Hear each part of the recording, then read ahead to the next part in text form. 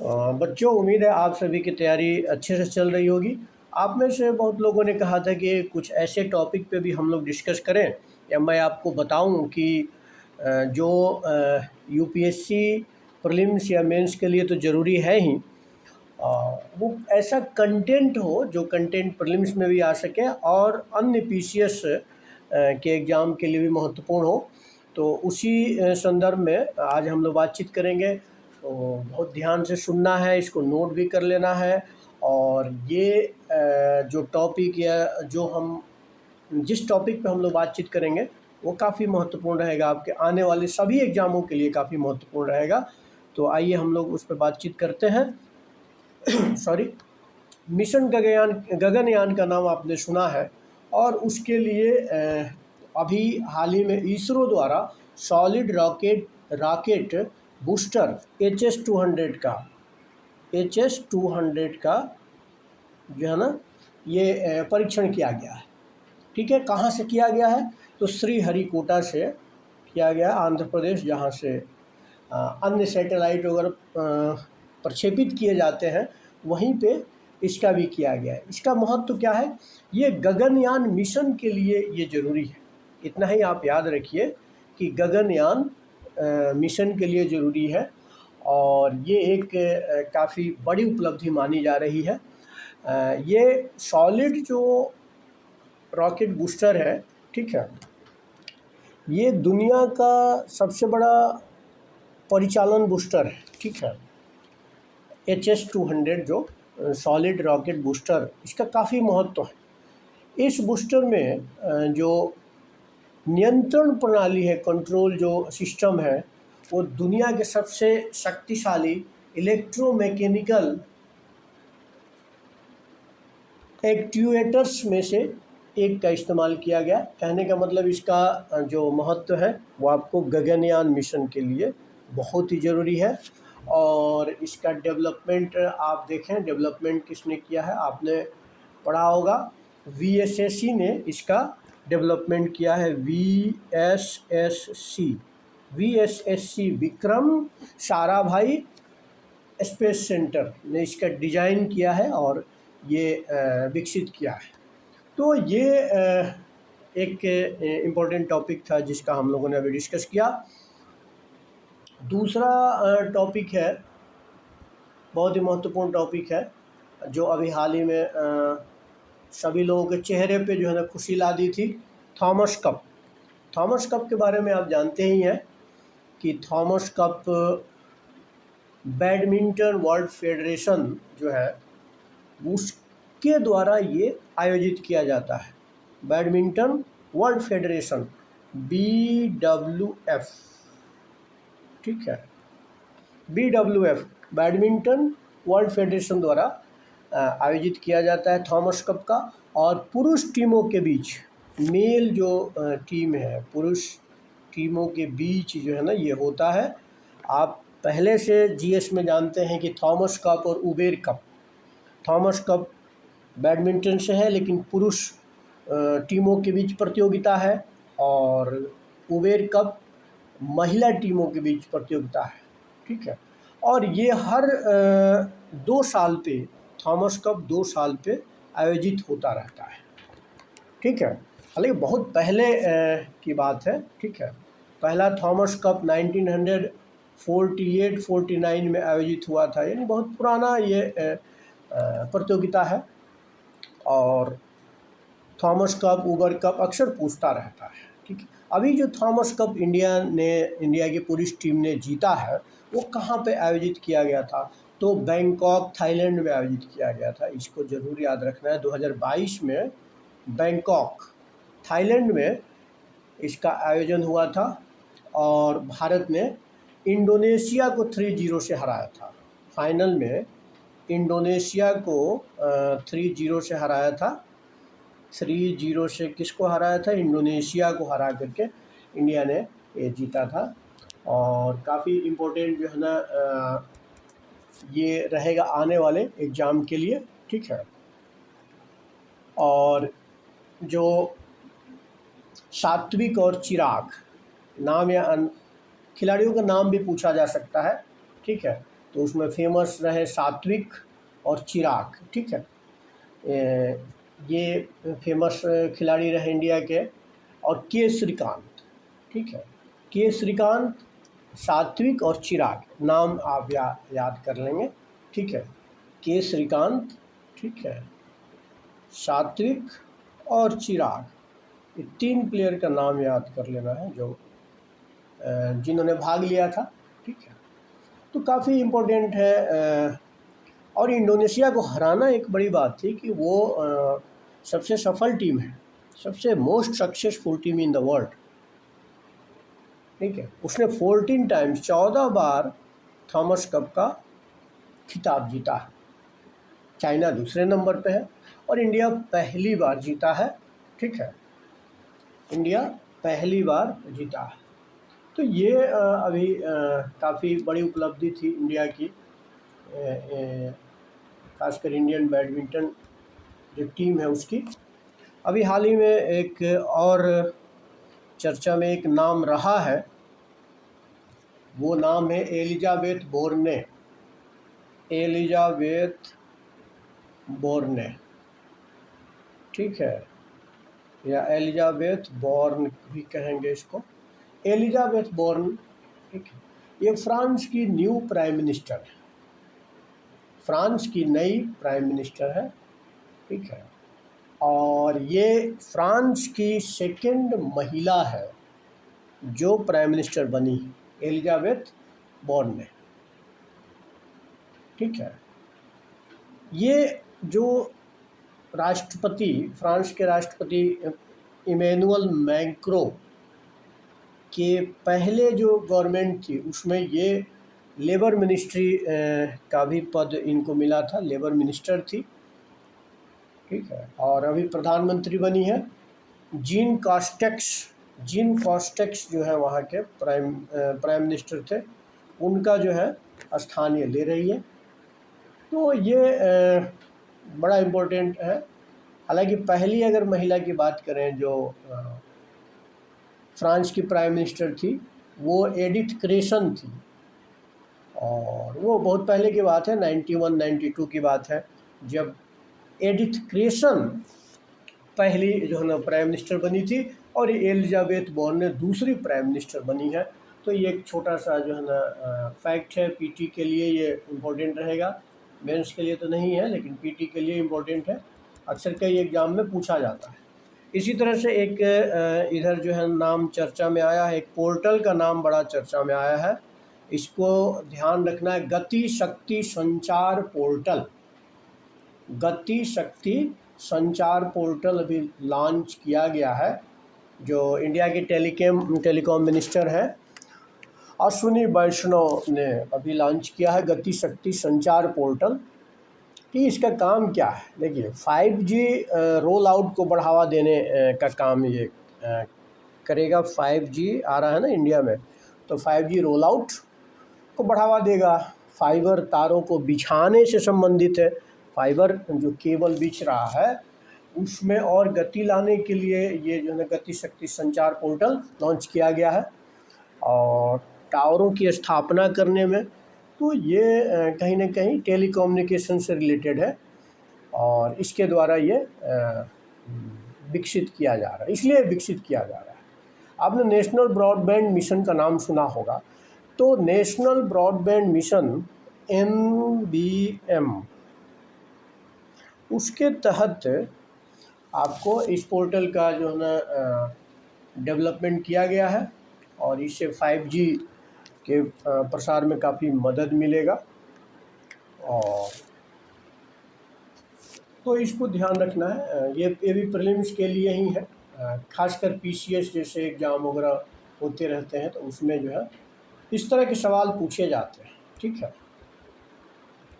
ये एक बहुत इम्पोर्टेंट मिशन अभी चर्चा में है, आप उसके बारे में हम लोग देखें ध्यान से। उम्मीद है कि आप सभी लोग ध्यान से सुन रहे होंगे, नोट कर लीजिए, कम से कम टॉपिक नोट करके सुन करके। कई बार आपको पढ़ना होता है, आप कई बार रिवाइज करेंगे तो फिर जो है ज़्यादा दिक्कत नहीं आएगी। और इस वीडियो को तब सुनिए जब आपके पास थोड़ा समय है, आराम महसूस कर रहे हो, तब सुनो, ठीक है। एंड्योरेंस मिशन, नासा ने एक मिशन लॉन्च किया, एंड्योरेंस मिशन, जिसको ईएम के नाम से। एंड्योरेंस मिशन क्या है? तो एंड्योरेंस मिशन को ले जाने वाला एक रॉकेट हाल ही में लॉन्च किया गया, इसलिए अब ये मिशन चर्चा में रहा है। ठीक है, मिशन का उद्देश्य क्या करना है? इसका उद्देश्य ये है कि पृथ्वी पे यानी अर्थ पे जो लाइफ है, जीवन है, वो क्यों है, जबकि मार्स और जो है ना वेनस पे नहीं है। समझ रहे हैं? एंड्योरेंस मिशन का मेन उद्देश्य यही है कि पृथ्वी पे लाइफ क्यों है। ठीक है, जो वेनस है वो भी कहा जाता है कि कभी पानी वाला ग्रह था, वहाँ वाटर था, लेकिन बाद में सूख गया। तो मिशन का ये उद्देश्य है, यानी आपको ग्लोबल इलेक्ट्रिक पोटेंशियल को मापा जाएगा, अर्थ के ग्लोबल इलेक्ट्रिक पोटेंशियल को मापा जाएगा, और ये इससे मदद मिलेगा कि यहाँ पे लाइफ क्यों है। ठीक है, तो अभी एक एंड्योरेंस मिशन से संबंधित एक रॉकेट लॉन्च किया गया है नासा द्वारा, इसलिए अभी चर्चा में रहा है। और तो इसमें आपको याद रखना है कि ये किसके द्वारा मिशन ये शुरू किया गया है, तो नासा द्वारा शुरू किया गया है। और एक रॉकेट हाल ही में अभी लॉन्च किया गया है। मिशन क्यों है? तो पृथ्वी पे जो है ना लाइफ क्यों है, इसके बारे में पता लगाया जाएगा, और खासकर ग्लोबल इलेक्ट्रिकल पोटेंशियल, वैश्विक विद्युत क्षमता मापा जाएगा पृथ्वी की। ऐसा माना जाए पृथ्वी की विद्युत क्षमता काफ़ी कम है, और इस प्रकार यह जीवन का समर्थन करती है। ठीक, तो खैर ये आपको जानना है। एंड्योरेंस मिशन अभी चर्चा में रहा है, तो नासा का है, और किस लिए ज़रूरी है, इसका उद्देश्य क्या है, ये देख लेना। अभी एक बड़ा फेमस नाम इधर आपने सुना होगा, AQD, है ना। इन्होंने एक अवार्ड, आदमी का नाम है AQD, ठीक है ना। इसका पूरा नाम है अन्ना कबाले दुबा, AQD, अन्ना कबाले दुबा। इन्होंने ग्लोबल नर्सिंग अवार्ड 2022 जीता है। 2022 का जो ग्लोबल नर्सिंग अवार्ड है उसको इन्होंने जीता है। ये कहाँ की रहने वाली है? ठीक है, ये केन्या की रहने वाली है। ठीक है, ये केन्या की रहने वाली है, अन्ना कबाले दुबा, और दुबई में ये अवार्ड इनको दिया गया, ग्लोबल नर्सिंग अवार्ड 2022 अन्ना कबाले दुबा को। ये केन्या की रहने वाली है। 24,000 नर्सों में से, ठीक है, 10 फाइनल में पहुंची थी, और इन्होंने ये खिताब जीता। कहा जाता है कि ये अपने गांव में, जो केन्या की है, गांव की पहली ग्रेजुएट है। ठीक है, और इन्होंने काफ़ी काम किया है, गांव में स्कूल्स वगैरह बनवाया है। ठीक है, स्कूल इसलिए बनवाया कि ताकि बच्चे सुबह पढ़ सकें और दोपहर में बड़े लोग पढ़ सकें। तो सामुदायिक साक्षरता कार्यक्रम में 100 से अधिक वयस्क और 150 बच्चे भाग लेते हैं, मतलब इनके द्वारा जो शुरू किया गया केन्या में। तो ये ग्लोबल जो है ना नर्सिंग अवार्ड इनको दिया गया है। बड़ा इम्पोर्टेंट फैक्ट है ये, आपके प्रीलिम्स के लिए, किसी भी एग्ज़ाम के प्रीलिम्स के लिए इम्पोर्टेंट है।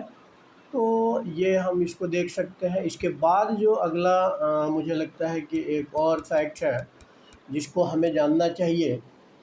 भारत में पहला अमृत सरोवर का उद्घाटन 13 मई 2022 को केंद्रीय अल्पसंख्यक मामलों की जो मंत्री हैं, माइनॉरिटी मिनिस्टर हैं, मुख्तार अब्बास नकवी द्वारा पटवई में किया गया। पटवई, पटवई इधर बड़ा चर्चा में रहा है, पटवई।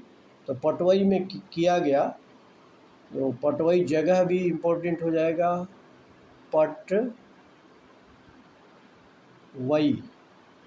ठीक है, पटवई कहाँ है? यूपी में एक जगह है पटवई, रामपुर में। तो यहाँ पे आपको अमृत सरोवर का उद्घाटन किया गया और इंडिया का पहला अमृत सरोवर है पटवई, रामपुर उत्तर प्रदेश। याद रखना है, पटवई, रामपुर, उत्तर प्रदेश। अब ये अमृत सरोवर का कंसेप्ट क्या होता है? ठीक है, अमृत सरोवर का कंसेप्ट क्या होता है? अमृत सरोवर का मुख्य उद्देश्य भविष्य के लिए जल संरक्षण करना है। ठीक है, यानी वाटर कंजर्वेशन से रिलेटेड है, वाटर कंजर्वेशन से रिलेटेड। इसके तहत जो अमृत सरोवर मिशन जो शुरू किया गया है, भारत के प्रत्येक ज़िले में 75 जो वाटर बॉडी है उसका विकास करना है और उसका कायाकल्प करना है और उसको रिपेयर करना है, खासकर जिससे कि वहाँ पे वाटर को कंजर्व किया जा सके और वाटर बॉडी को पुनः जीवित किया जा सके। तो कुल मिलाकर के वाटर कंजर्वेशन से रिलेटेड है। तो अमृत सरोवर बड़ा इम्पोर्टेंट, मेंस के पॉइंट ऑफ व्यू से भी ये टॉपिक इम्पोर्टेंट रहेगा और प्रीलिम्स के पॉइंट ऑफ व्यू से तो रह ही रहेगा। ठीक है, कई मतलब विभाग इसमें डिपार्टमेंट भाग ले रहे हैं मिशन अमृत सरोवर के डेवलपमेंट में, जैसे रूरल डेवलपमेंट डिपार्टमेंट है, वाटर रिसोर्सेज डिपार्टमेंट है, जल संसाधन विभाग है, पेयजल एवं स्वच्छता विभाग है, आपका इन्वायरमेंट मिनिस्ट्री है, आपका पीआरडी पंचायती राज मंत्रालय है, सब मिल कर के ये काम कर रहे हैं। ठीक है, तो बड़ा इम्पोर्टेंट है आपको पटवई अमृत सरोवर, भारत का पहला अमृत सरोवर। ठीक है, हाल ही में यूएनएचआरसी भी चर्चा में रहा है। यूएनएचआरसी,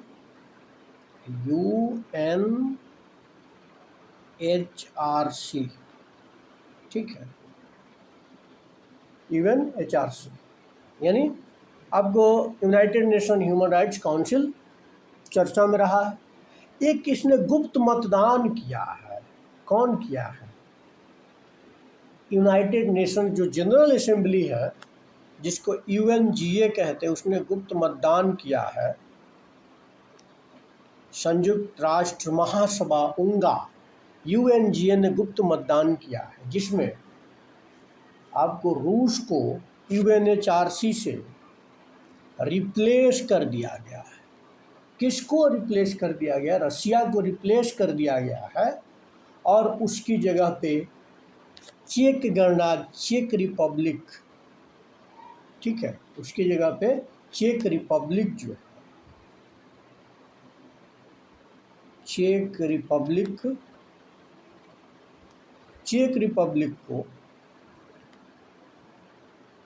शामिल किया गया है। किसमें? यूएनएचआरसी। तो यानी रूस को सस्पेंड कर दिया गया था। ठीक है ना, यूनाइटेड नेशन जनरल असेंबली द्वारा रसिया को सस्पेंड कर दिया गया था, उसके जगह पे यूएनएचआरसी में अब चेक रिपब्लिक आ गया। ठीक है, ये निलंबन चलता रहता है। लीबिया को भी आप याद होगा, लीबिया को 2011 में यूएनएचआरसी से निलंबित कर दिया गया था, यानी United nation human rights council से निलंबित कर दिया गया था। किसको? लीबिया को 2011 में। यूएनएचआरसी जो है एक यूनाइटेड नेशन का ही एक ऑर्गेनाइजेशन है, जिसका उद्देश्य है ह्यूमन राइट्स की रक्षा करना। इसी के तर्ज पे जो है ना एनएचआरसी भी बना है, इंडिया में नेशनल ह्यूमन राइट्स जो कमीशन है बना है। United Nations human rights council को 2006 में जनरल असेंबली द्वारा जो है ना यानी यूनाइटेड नेशंस जनरल असेंबली द्वारा इसको स्थापित किया गया था। ठीक है, UNHRC कब? 2006, याद रखना है, 2006। बस इसमें इतना ही है।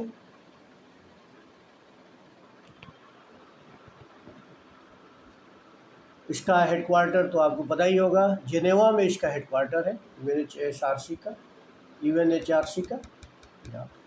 और अभी एक और भी चर्चा में, श्रीलंका तो लगातार चर्चा में है। मेंस इंडिया श्रीलंका रिलेशन पे सवाल पूछे जाएंगे, प्रीलिम्स में भी सवाल पूछे जा सकते हैं। अब महिंदा राजपक्षे, ठीक है, जो प्राइम मिनिस्टर थे वो इस्तीफा दे दिया था हाल ही में। उनकी जगह पे किनको प्राइम मिनिस्टर बनाया गया है? उनकी जगह पे रानिल विक्रमसिंघे को प्राइम मिनिस्टर बनाया गया है। चूँकि पड़ोस की बात है तो रानिल विक्रमसिंघे को बनाया गया है, ठीक है, तो इसलिए इम्पोर्टेंट है। और वो श्रीलंका के 26वें प्राइम मिनिस्टर होंगे। किस पार्टी के हैं? तो यूनाइटेड नेशनल पार्टी के हेड हैं ये, और ये विपक्षी दल है वहाँ की वर्तमान में। यूनाइटेड नेशनल पार्टी UNP के हेड है। तो रानिल विक्रमसिंघे को प्राइम मिनिस्टर बनाया गया है, ठीक है। तो ये श्रीलंका संकट पे हम लोग चर्चा नहीं करेंगे, क्योंकि आप पढ़ते रहे, कभी उस पर हम लोग डिटेल एक डिस्कस करेंगे। एक अलग से मैं वीडियो बनाऊंगा मेंस के पॉइंट ऑफ व्यू से कि क्या उस पर आप कैसे लिखेंगे, ठीक है। अभी एक और भी इम्पोर्टेंट है, एक आपने नाम सुना होगा टेम्पल्टन प्राइज। कभी नाम सुना है TP का, टेम्पल्टन प्राइज का? टेम्पल्टन प्राइज एक बड़ा इम्पोर्टेंट प्राइज है, ठीक है। टेम्पल्टन पुरस्कार किसने जीता? फ्रैंक विल्जेक ने आपको 2022 का टेम्पल्टन पुरस्कार जीता।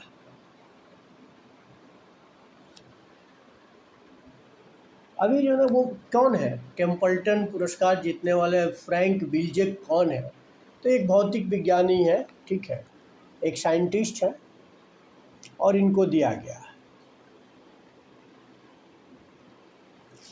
ये पहले 2004 में नोबेल प्राइज भी इन्होंने जीता था, ठीक है। 2004 में भौतिकी में, फिजिक्स में इनको नोबेल प्राइज भी मिल चुका है 2004 में, और इन्होंने अभी जो है टेम्पल्टन प्राइज जीता है, ठीक है। यानी साइंस के क्षेत्र में ही दिया जाता है टेम्पल्टन प्राइज। मतलब एक ऐसे व्यक्ति को हर साल दिया जाता है पुरस्कार, और जो जिसका विजन जो है ना ब्रह्मांड और मानव जाति के बारे में समझने के लिए, मतलब उन्होंने वो विजन को दिया है, ठीक है। तो ऐसे व्यक्ति को दिया जाता है, जो लिविंग पर्सन को ही दिया जाता है। आप देखिए, मरा हुआ व्यक्ति है उसको नहीं दिया जाता। 1972 से ये प्राइज दिया जा रहा है, टेम्पल्टन प्राइज। 1972 से टेम्पल्टन प्राइज दिया जा रहा है। तो ये टेम्पल्टन प्राइज तो किसी को भी मिल सकता है, ठीक है। 1973 में मदर टेरेसा को पहली बार दिया गया था। यानी जिनका विजन है, जो मानव जाति के बारे में कुछ ऐसा विचार दिए हैं पूरे, जिससे यूनिवर्स को फ़ायदा हो। तो टेम्पल्टन पुरस्कार जो है ना, कि ऐसे व्यक्ति को दिया जाता है जिन्होंने मानवता, ह्यूमैनिटी के लिए कुछ काम किया है, उसको दिया गया। एक बड़ा अभी डे इम्पोर्टेंट है, डे तो अक्सर पूछा ही जाता है। तो एक मुझे ध्यान आ रहा है कि एक वर्ल्ड एग्री टूरिज्म डे मनाया गया है अभी हाल ही में। वर्ल्ड एग्री टूरिज्म डे, विश्व कृषि पर्यटन दिवस 16 मई को विश्व कृषि पर्यटन दिवस मनाया गया है। हर साल मनाया जाता है 16 मई को। एग्री टूरिज्म एक ऐसा आपको ध्यान में आ रहा होगा या आपके अंदर जिज्ञासा जो है ना पैदा कर रहा होगा, एग्री टूरिज्म क्या है? टूरिज्म तो है, एग्री टूरिज्म क्या है? मतलब बाहर से कोई अर्बन जो टूरिस्ट है वो आकर ये किसानों के घर में रहते हैं, वहाँ के वातावरण में घुल मिल जाते हैं, खेती का काम करते हैं, आकर के खेती की गतिविधियों में उनका मन लगता है, ट्रैक्टर की सवारी करें या जो भी करना है करते हैं, गन्ना का जूस पीते हैं, खाट पे खटिया पे बैठते हैं, बैलगाड़ी की सवारी करते हैं। तो ये बाहर से गांव में रहने वाले तो खैर एग्री टूरिज्म का मज़ा नहीं लेंगे, लेकिन जो बाहर रहते हैं जिन्होंने गांव नहीं देखा तो एग्रीकल्चर यानी खेतों में लोग आते हैं और एग्री टूरिज्म को बढ़ावा देते हैं। तो अभी 16 मई को agri tourism, world agri tourism day मनाया गया है। और महाराष्ट्र में काफ़ी काम किया जा रहा है। अगर आपसे पूछा जाए कि कौन सा ऐसा राज्य है जहाँ पे एग्री टूरिज्म को ज़्यादा बढ़ावा दिया गया है तो महाराष्ट्र। 2020 में महाराष्ट्र सरकार ने एग्रो टूरिज्म पॉलिसी पारित किया था, ठीक है, पॉलिसी बनाई थी। तो आप देख सकते हैं कि वहाँ पे काफ़ी जो है काम हो रहा है। एक और प्रोजेक्ट इधर हाल ही में चर्चा में रहा है, हिंदी एट यूएन प्रोजेक्ट। नाम हो सकता है आपने सुना हो, Hindi eight UN project. Hindi eight UN project क्या है? यूएन में हिंदी के उपयोग को बढ़ावा देने के लिए हिंदी एट यूएन प्रोजेक्ट परियोजना चलाई जा रही है, जिसमें भारत ने योगदान किया है, ठीक है।